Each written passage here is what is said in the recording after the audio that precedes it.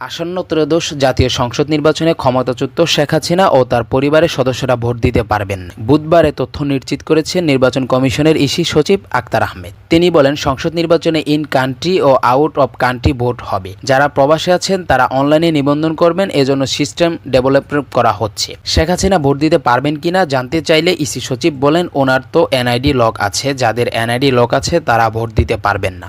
মামলার কারণে বা অন্য কোনো কারণে পালিয়ে বা অন্যভাবে বিদেশে অবস্থান করছেন তাদের ভোট দিতে কোনো অসুবিধা নেই, তবে তাদের এনআইডি আনলক অবস্থায় থাকতে হবে।